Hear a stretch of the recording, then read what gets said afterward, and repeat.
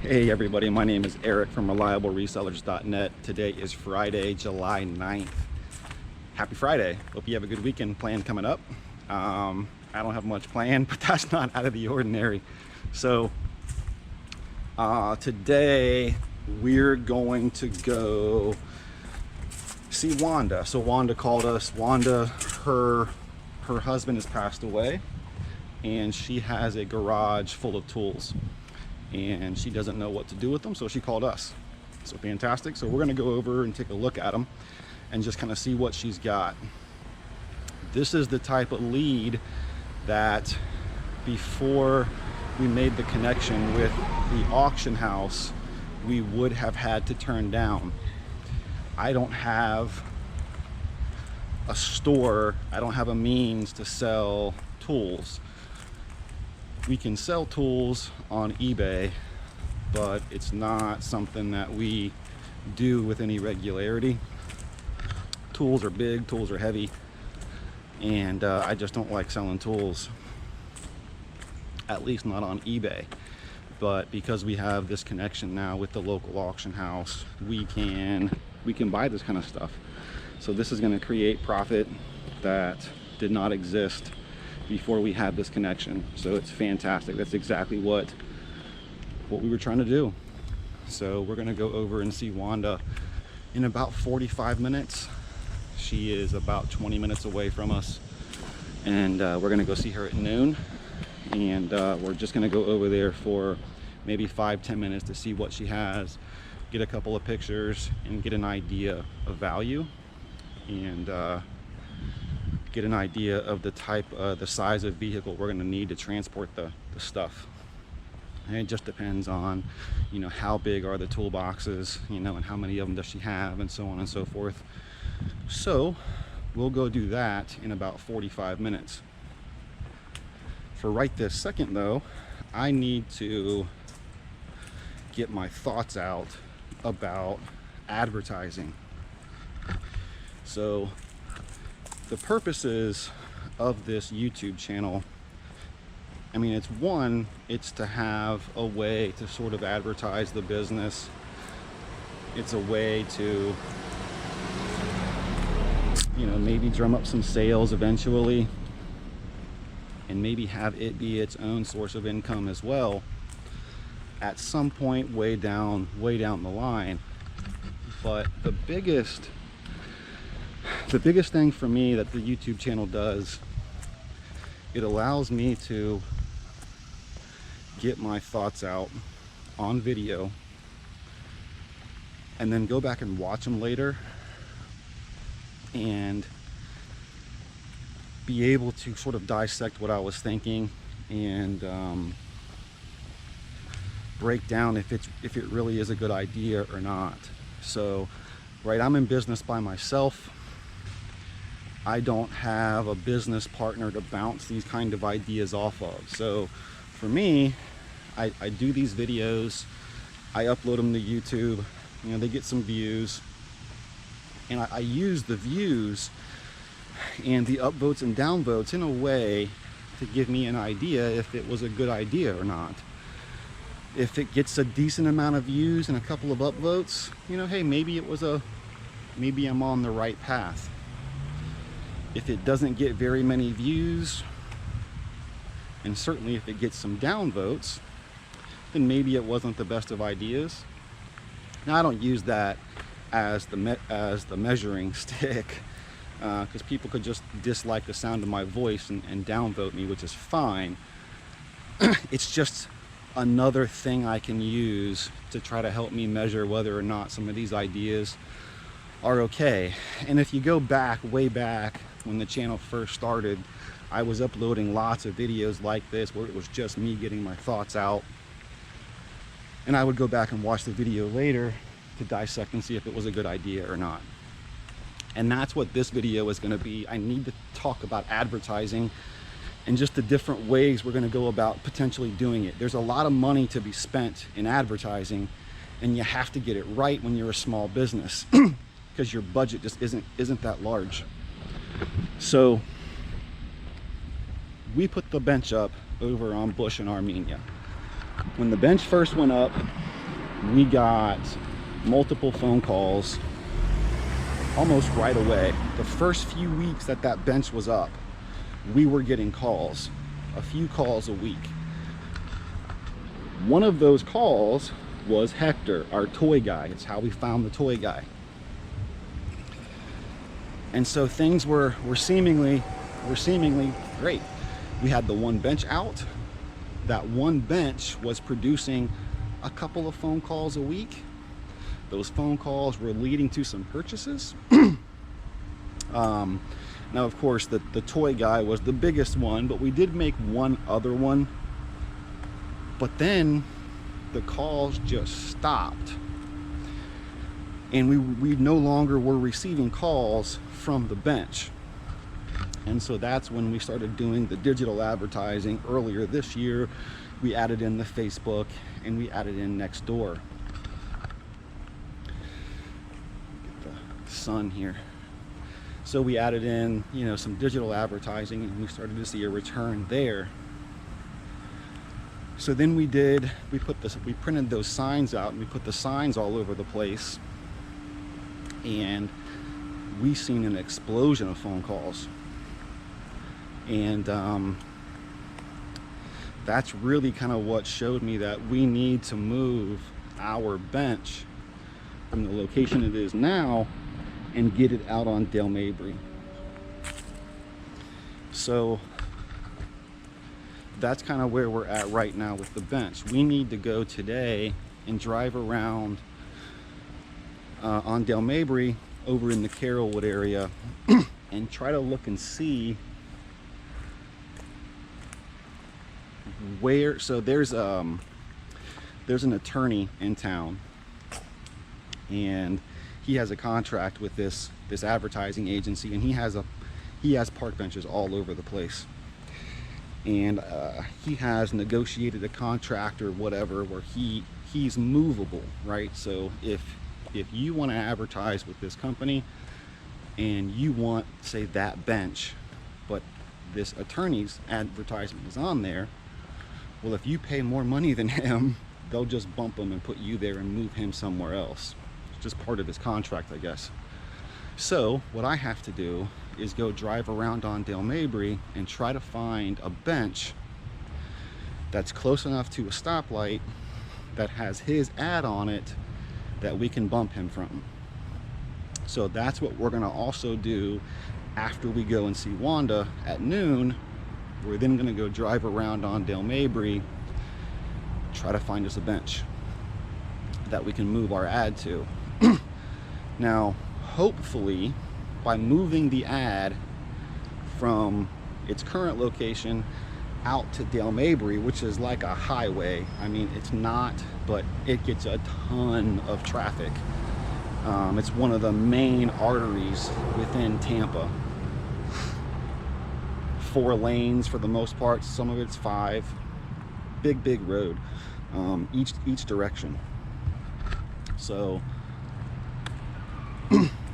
and that's where we put some of the smaller signs that we had printed out, and we've seen a really good return on that. So I think by getting our bench moved from where it is now out to Dale Mabry at a stoplight is going to be huge, but it has to be the right location. I think if we get it in the right spot, we'll see a return that's worthwhile of the investment. But we just have to go and find that. So that's going to cost us about $1,500. We need to have the ad redesigned. I want to have the wording different. I want to have the graphics a little bit different. I want to have some stuff moved around. So there's going to be some taxes and some admin fees. Of course, the cost of the bench itself and the cost of the redesign of the ads. It's going to be about $1,500 for the full year now. So you're just over, a couple $100, $125 or so a month.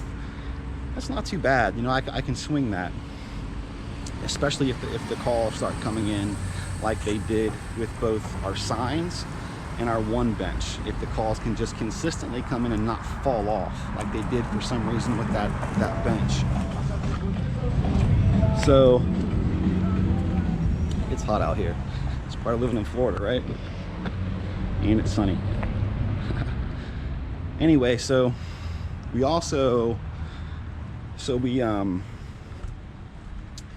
we made some calls to Clear Channel and to Outfront to just see about doing billboard advertising. And billboard advertising is really expensive.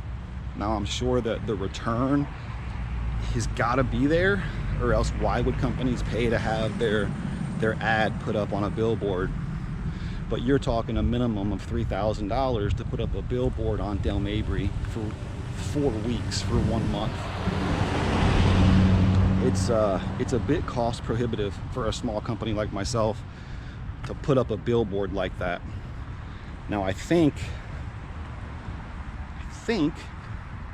just based on the signs that we put out, that if you put a billboard out on Dale Mabry, I mean, geez, I would think the calls would just come flowing in. But I don't know. I can afford to put up a billboard, but for like a month, you know, and if the return isn't there, it's a big chunk of money wasted. Whereas that chunk of money could have been used on digital and some print, other kinds of print, which is another thing that we're looking into. I'll get to in just a second. So when I called Outfront, the guy I talked to said he knows a guy here that's local to Tampa, and he has a smaller advertising agency, and it's more local based. So he asked me if I was interested in getting put together with this company, so he asked me if I was interested in getting hooked up with the company. So I said, sure. Well, you know, it's not going to hurt. So, you know, they shared my information. The guy gave me a call. Younger guy for sure, which is fine. But he was all about the social media, right? He was trying to sell me a package. It was $1,500 a month. And his company would manage my social media presence for the business. So they would create the Twitter, they would create the Instagram, they would create the TikTok, right? They would create all of the social media accounts for the business, and they would manage them. They would post the pictures and do the postings and whatever. And he was saying that print advertising is dead, that this is the way to go, that you build yourself up on TikTok and then you organically grow yourself within your own community, and then before you know it, you're advertising yourself on Instagram and TikTok and Facebook, and you're buying and selling on those channels as well, and it's all there inside of the digital, inside of social. And I don't disagree with them. I think it's a great idea. It's something I'm doing, right? I do the YouTube videos. I have the Facebook channel. The YouTube channel. I have a Facebook page. I'm on LinkedIn. I'm not on Instagram, and I'm not on TikTok. But I'm on pretty much all the other ones. All the other big ones anyway. And I do post, I have my own website. I do post blogs and just different things about, you know, what the company is doing. I try to maintain that presence on the social media. But what I need right now is a way to generate leads now, right? So I can't afford to pay him and his agency $1,500 a month to manage my social media presence and get that built up, because I need to use that $1,500 to build up the business to a point where I can afford them. You know, and we're just not to a point yet where I need someone to manage my social media presence for me. Well, it's not a bad idea and I understand what he's saying to organically grow yourself locally. I am trying to do that, right? But I need to advertise. I need to get the business name out right now today, while also building social, right? And so I can't spend my limited budget to build social and have no money left to generate leads, if that makes sense. So I can't do that. So we're looking now a lot more seriously into direct mail advertising. In fact, I have a postcard I designed over the last couple of days. I've been making some tweaks to it. I think it looks pretty sharp. I think it's going to do well. I just need to pull the trigger and get them printed. So I'm going to get roughly between 2,000 and 3,000 postcards printed out through Vistaprint. It's a really simple process. It's going to cost me about $300 or so for a 6x11 postcard, one-sided, full color, glossy.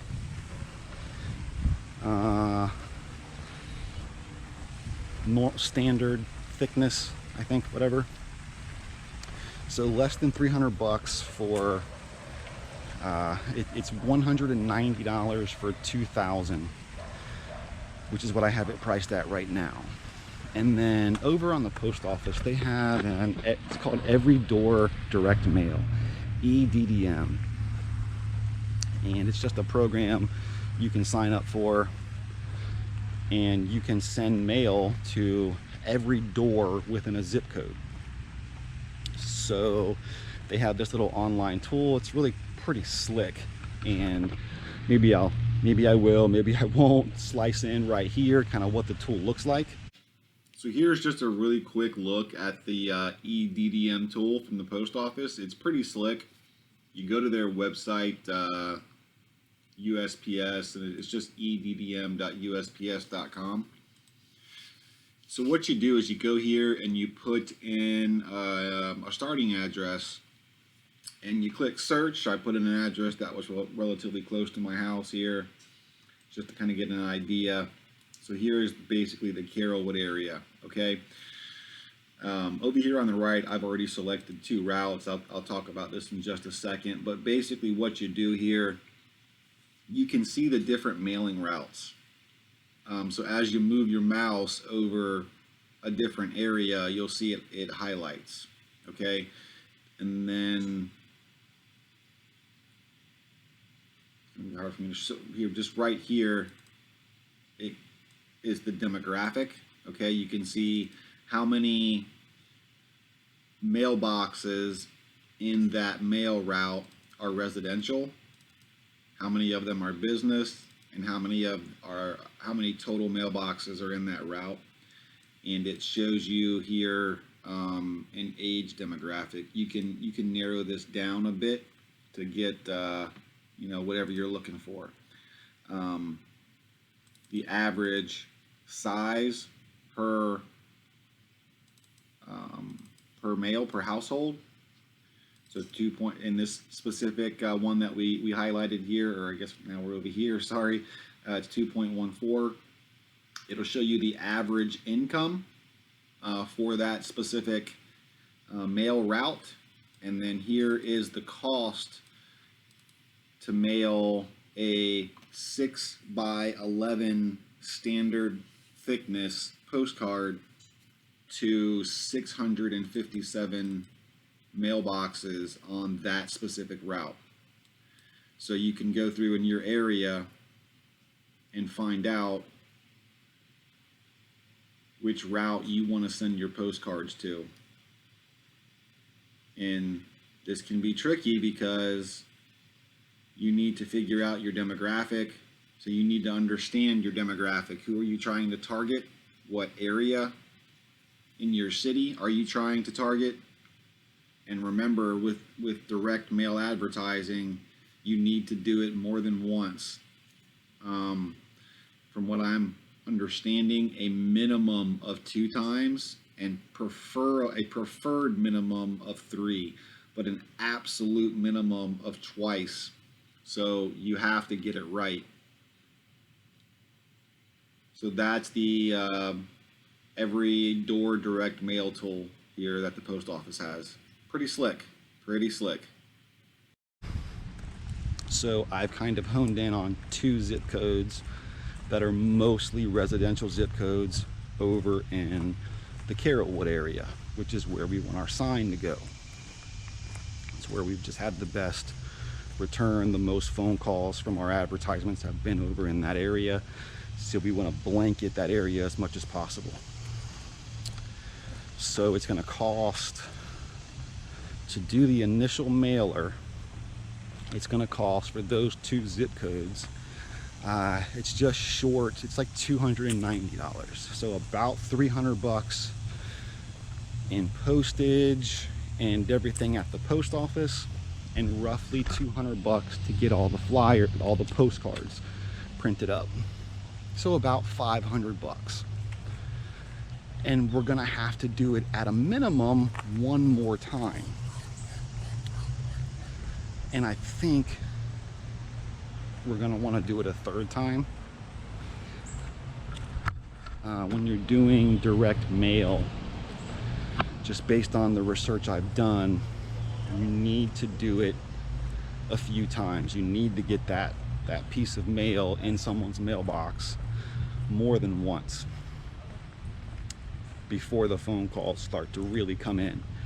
So I think if I spent $1,000, $1,500 on this, it should work.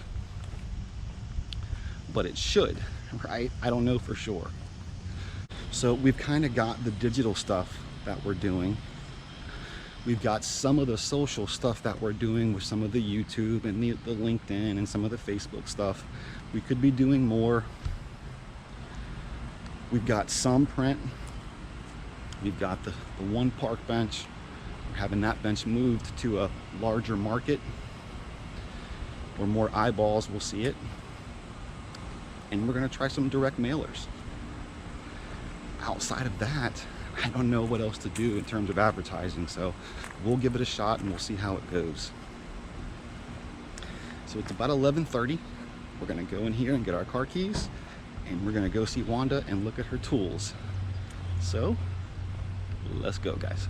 And they're All right. actually cruel people. Actually cruel people. Told me it didn't work. Could he just have it to, I don't know what he was gonna do with it, but I figured, no, you can't have it, I'll just have it. Everybody, and then I had some kids in here. I was in the house. My neighbor called me and wondered who's to get this in here. Sure. Oh, this is the stuff inside there. This is what I'm gonna keep. Okay. Because I think that's what I need. My stuff. Oh. Okay.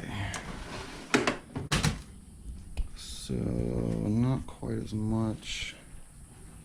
She wants to get rid of these. Okay. All right.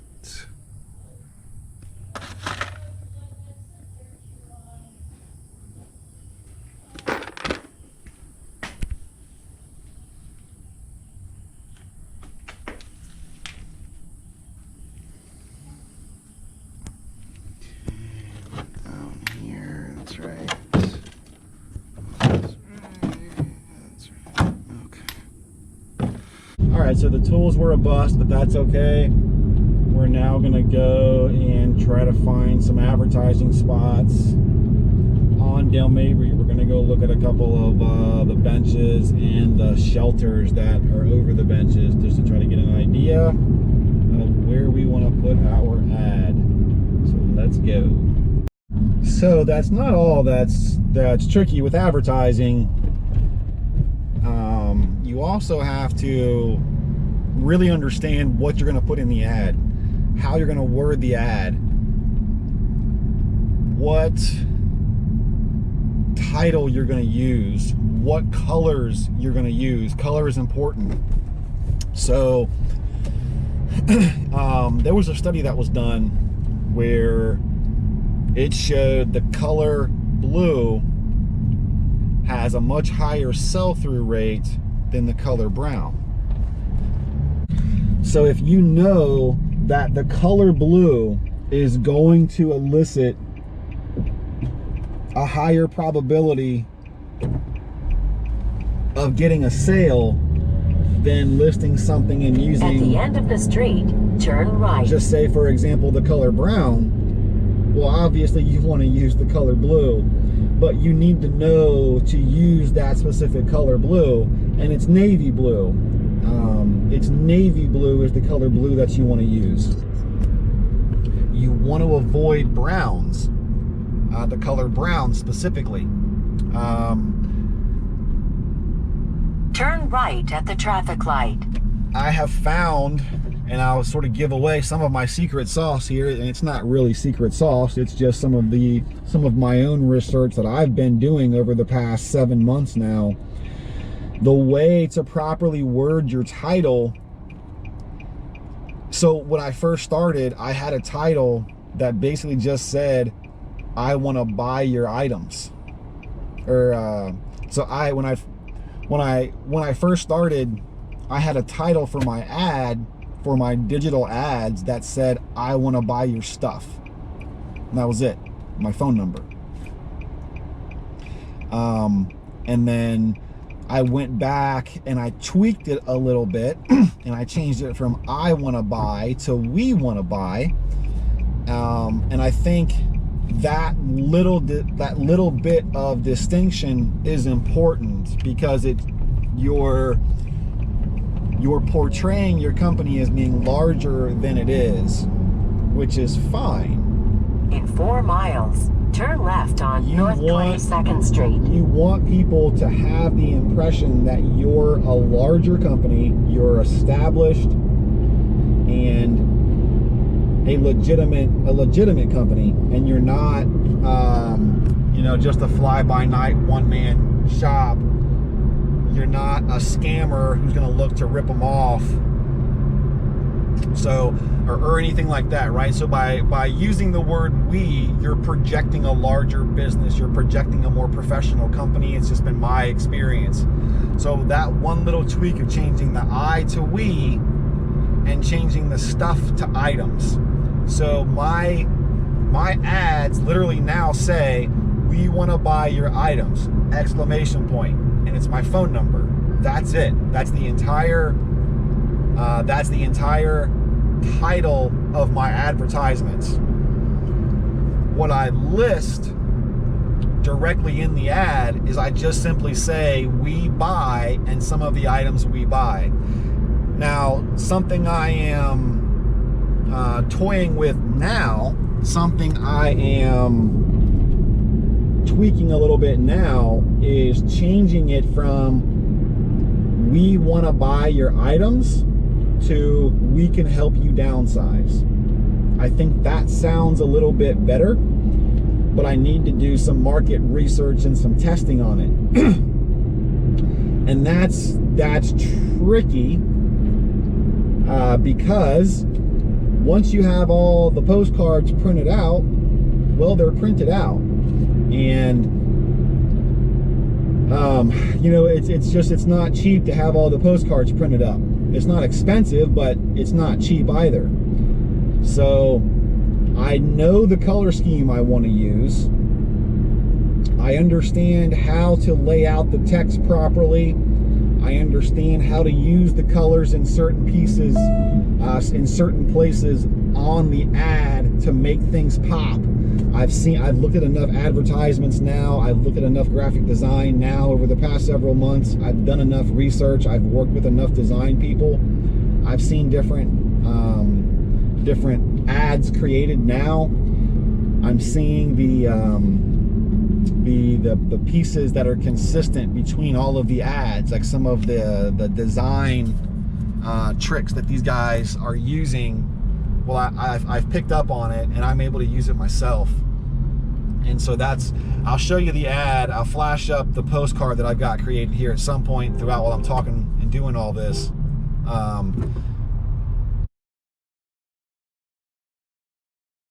So advertising is a tricky game, that's for sure. There's other pieces to advertising than just figuring out where to put your ad, but it's what to put in the ad. It's how you word the ad. It's what colors you use in the ad. One of the hardest things to understand about advertising is it's not just to put some pictures and words on a page that kind of look visually appealing to you in the moment. You're trying to express a feeling.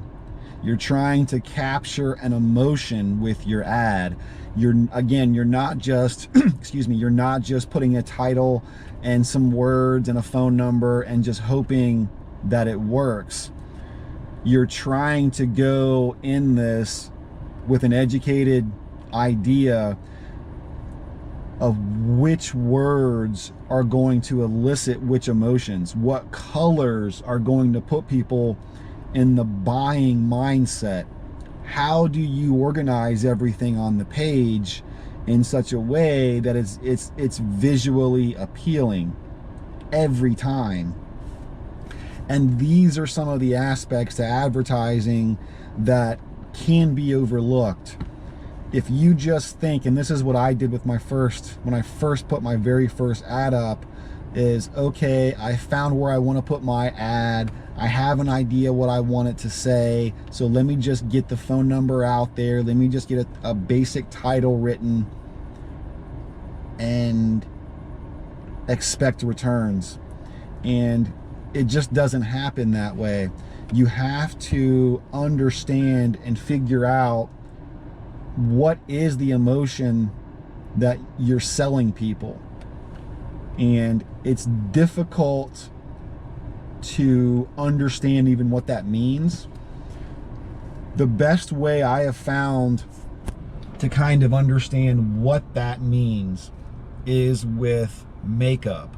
So when people are buying makeup, they're not just buying the product, they're buying a feeling, they're buying a beauty, right? They're buying the thought and the feeling that if I wear this lip shadow or this eyeshadow or this whatever, that it's gonna make me look younger, it's gonna make me attractive, it's gonna make me sexy. And that's the feeling that the companies are selling along with the product.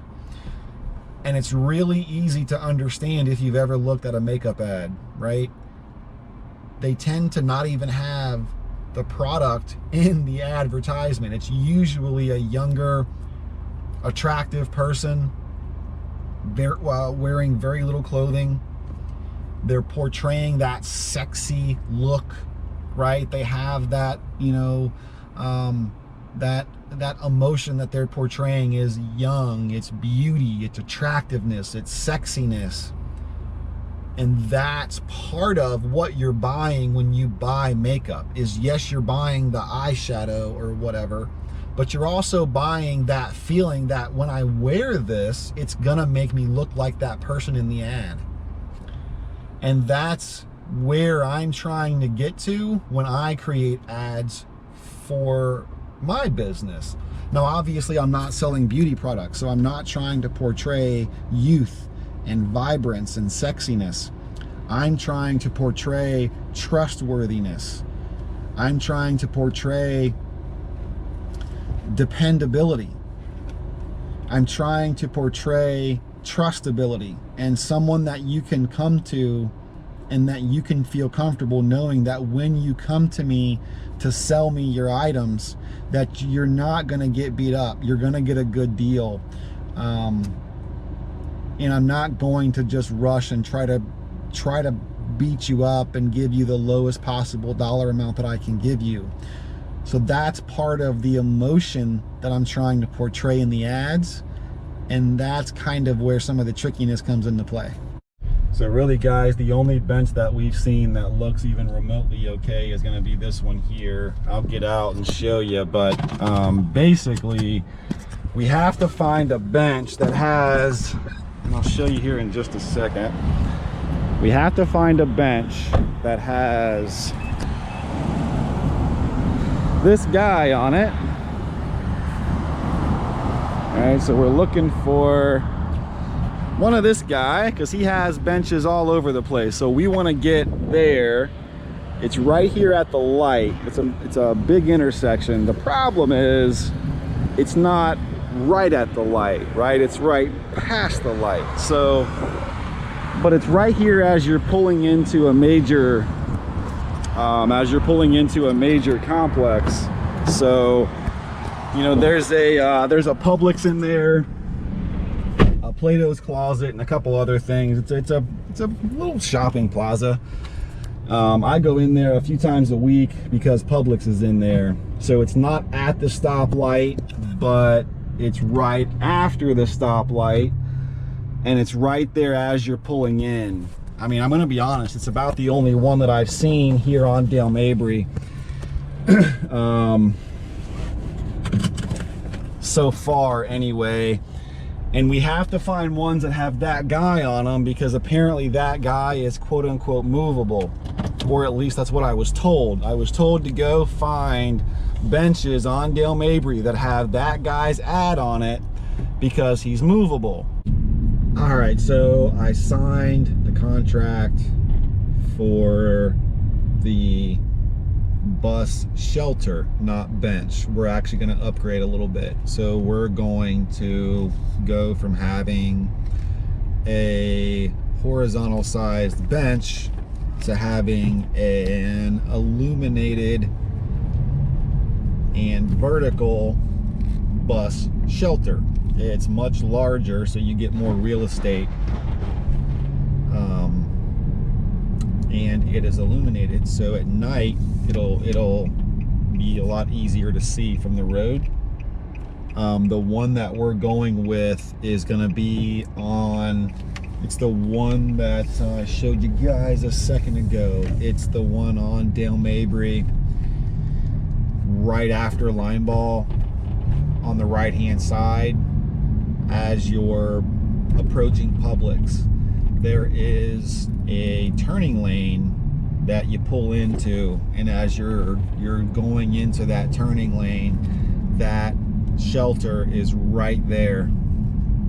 I think it's going to be a really good spot. The weekly impressions that specific shelter gets is, I think it was 166,340. I'll flash up on the screen here exactly what it was.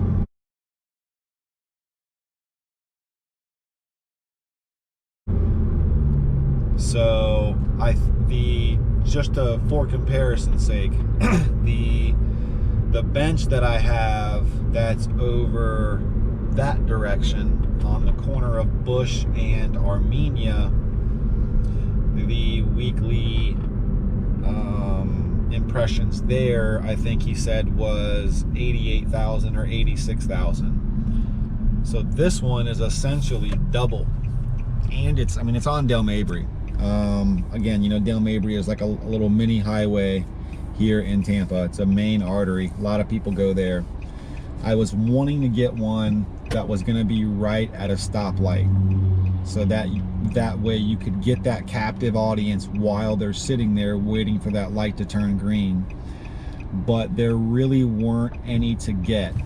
I honestly think I got the second best thing.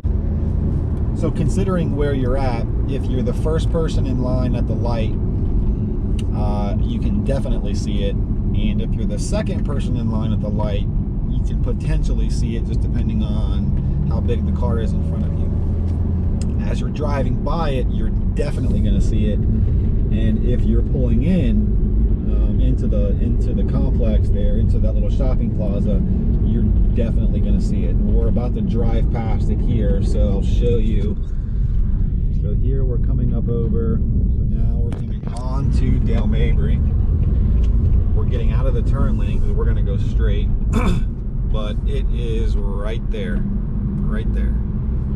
So that's going to be us right there. So, and of course the light wasn't red, so we couldn't stop. The one time when you want a light to be red, it's green. So anyway, I think it's gonna be a good spot, and we're gonna be movable. So he is going to, Grover, the guy we're working with at Insight Media, is going to kind of every couple of months, he's going to move us around here on Dale Mabry. We're going to agree upon a couple of different spots here, and as spots come open, he's going to move me around, because once you've been in a spot for a little while, it can kind of go stale a little bit. You know, people have kind of seen your ad, and you know, you need to keep it fresh, and you need to keep it you know, you need to keep it new. And so one of the things that people do is they do new art.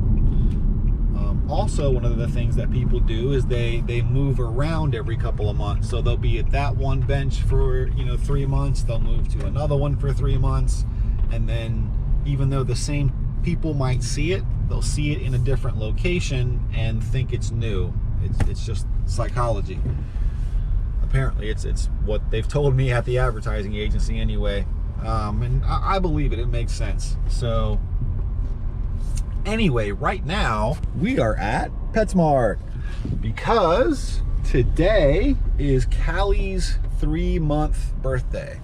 She turns 3 months old today. So we're gonna go in there and we're gonna get Callie something for her 3-month-old birthday. So we're looking at cat trees, right? This cat tree right here, this thing is huge.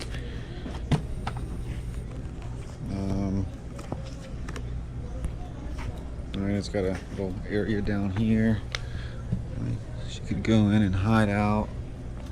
Scratching post. I mean, this thing is almost as tall as I am. It's up to my chin, basically. So it's probably almost 5.5 foot tall or so. Got a little area here she could chill on. A little basket here.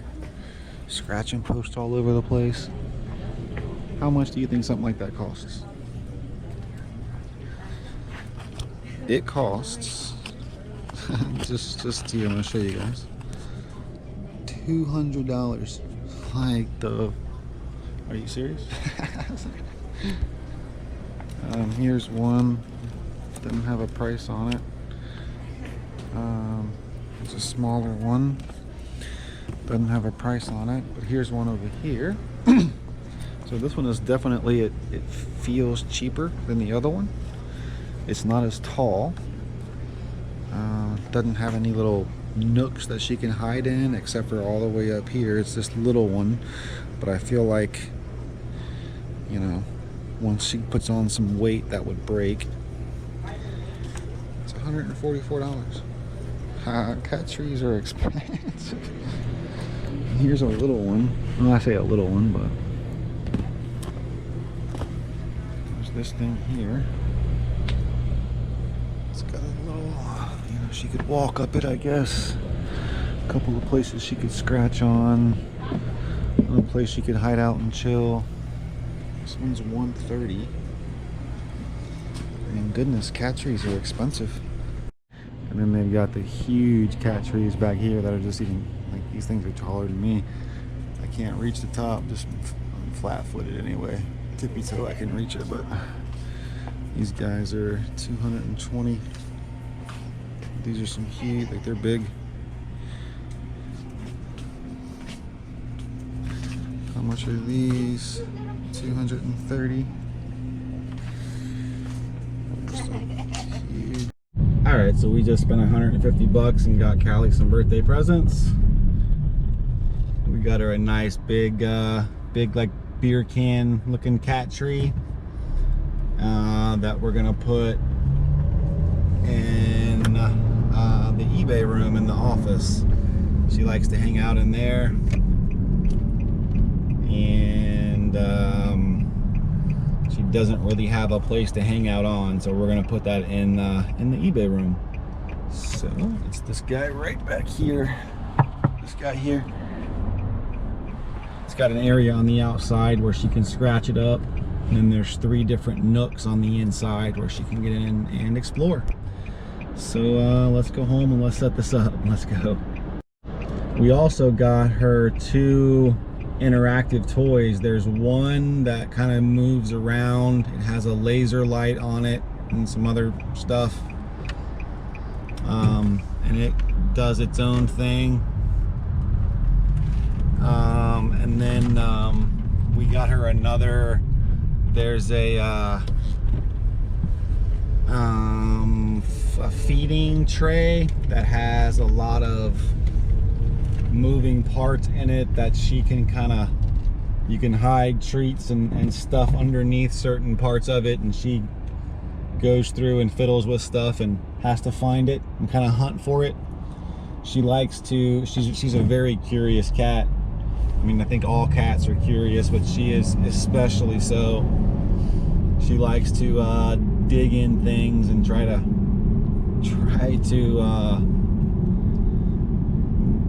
find stuff that she's not supposed to get into. So hopefully this will help out with that. So anyway, let's go home and let's set that up for her.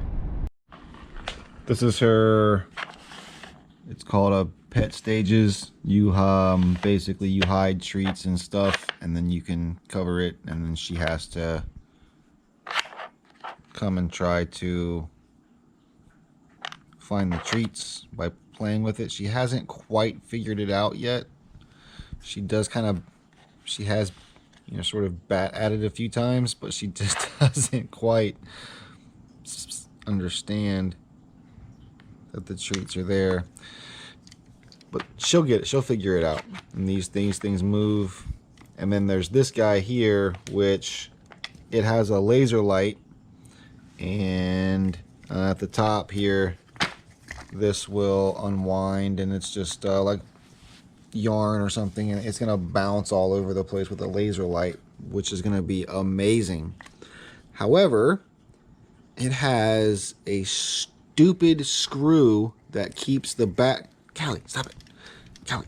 That keeps the battery compartment screwed in, and I don't have a screwdriver small enough to get in there.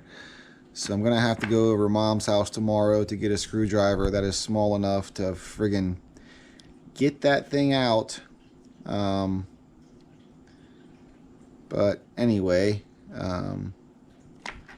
so she'll like that. We do have that cat tree over there came out of a storage locker that I bought, I don't know, late last year or something like that, or maybe earlier this year. So got that. Really, that's a pretty nice cat tree over there. Anyway, here is this one over here in the eBay room in the office. So this is what we just got her. So this is right here. She likes to hang out and just kind of sit next to the table. So this will give her something she can just, you know, hang out on once she kind of, there you go, once she figures out what it is. She's been in the little compartments a few times. She'll figure it out. And the whole thing here, she can scratch on all of this. So anyway, you know, happy birthday, Callie. You're 3 months old. That's all I have for you guys. I didn't make a purchase today. We've had quite a few sales. We're up to about little over 350 bucks or so, roughly. Got another sale pending, just waiting for the person to pay. That Sega Genesis sold, the console. We got 180 bucks for it. So if they pay, that'll put us over 500 bucks for the day. So we'll see. Anyway, thanks a lot for watching, guys. Tomorrow I'm going to go to a business class. I paid 25 bucks to go attend just like a pretty simple intro to business class. I just want to see if they can, you know, shed any light on some questions that I have. So that should be interesting. So there won't be a garage sale video tomorrow. Instead, I'm going to go to a business class. I'll see if I can take you guys along, but I don't think so. It's not a free class. It did cost me 25 bucks. So anyway, thanks a lot for watching, guys. I don't have anything else to share with you. The advertisement's going to go up soon. Probably in a couple of weeks, we have to get the art approved. And hope you enjoyed the advertising talk. That's kind of what's going back and forth in my brain right now is all the different stuff about advertising. My bench is coming up over there on Bush in Armenia. I have to get it either moved or it goes away. So I have to figure out what to do. All of my signs have been taken down. I can't put them back up because it's not a legal thing to do. If the city wanted to, they could fine you $100 per day per sign if they so pleased. It's just not a chance I want to take. I could put more signs out there. The phone would blow up again. I just don't want it to blow up with the wrong kind of phone calls. So I want to do it right, and I just have to figure out the right way to do it. Anyway, I'm Eric from ReliableResellers.net. Thanks a lot for watching. Callie just walked away. She says thanks a lot for watching. And we'll see you next time. Have a good day, guys.